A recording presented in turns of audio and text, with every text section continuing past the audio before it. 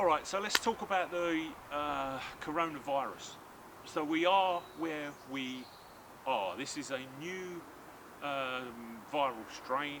It's travelled across the world, and to date thousands, if not tens of thousands of people have died from it. The people that kind of poo-poo it and say it's just the flu, I understand where they're coming from, because every year in this country we have a kind of flu epidemic, and have done historically for decades.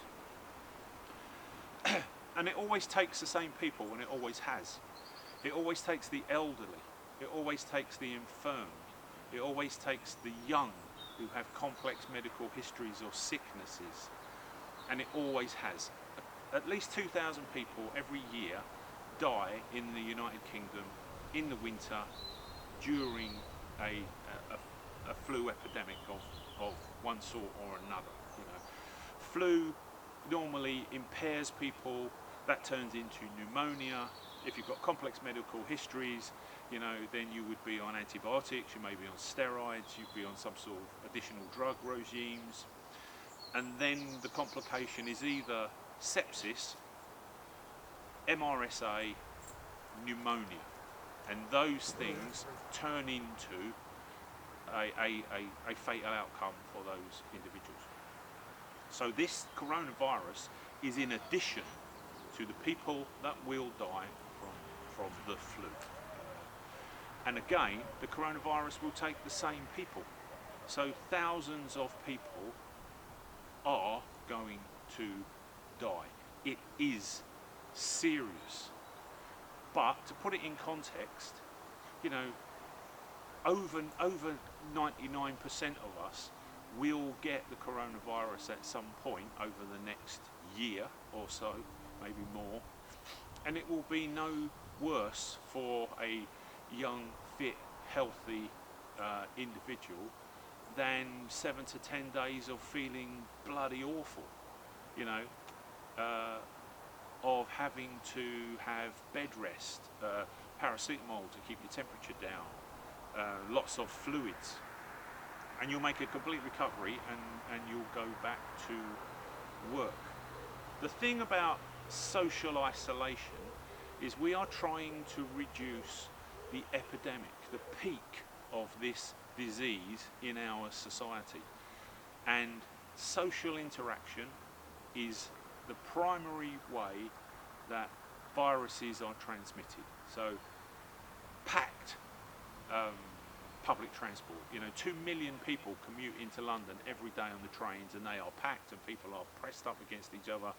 The bus transport system is pretty much the same, and then we've got pop concerts, we've got football matches, you know, and it's the same again. You're talking about 70,000 people in one place, and they are ideal breeding grounds for this virus. So that's why public transport has been kind of reduced to essential workers.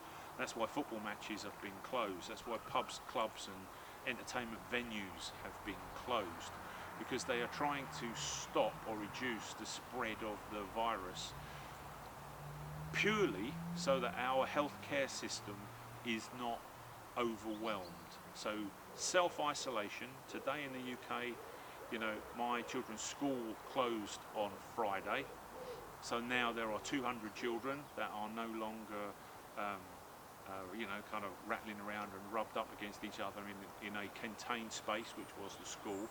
And if any of those children have the coronavirus or get it, they take that home to their parents, and then you know, and then we're off, and then suddenly, you know, the virus spreads and spreads and spreads. So personal isolation is purely a hopefully preemptive attempt to reduce the peak, the spread of the virus, and allow our healthcare systems to cope. You know, so that's all kind of that's about, and it's good sense for you to go with it. You know, so me and my family are at home now. The kids and girls have finished school. We've got 2 weeks of self-isolation. We've got 2 weeks which are the Easter holidays. So we are contained in our home now for at least a month. And in that month, you know, we will have to get provisions in. But my wife went on to a supermarket website where we normally kind of buy our food, and the website said you are 4,377 in the queue. You know, please hold. So she waited about 10 minutes, and 300 people dropped out of the queue. And eventually she got to the front of the website. We ordered our normally weekly shop, and the next problem was that we can't have that food delivered until Wednesday, which isn't the end of the world, but between 11 and 12 at night. Right? So the supermarkets, the delivery system has been switched on, is working flat out, and we are going to get a week's shopping. It's going to be delivered to the house. We've got nothing to worry about. No food shortages. You know, so we are in a position to self-isolate now, or will be on Wednesday, for the next 30 days. You know, I'm going to go on to kind of tips and tricks. So I'm going to go on to little bits and pieces. You know, increase your everyday carry, the sort of things you can have on you to equip you better for the changing environment in which we find ourselves. Right, so that is going to be what's coming up in the next video. As always, any comments, love to hear them. Back soon.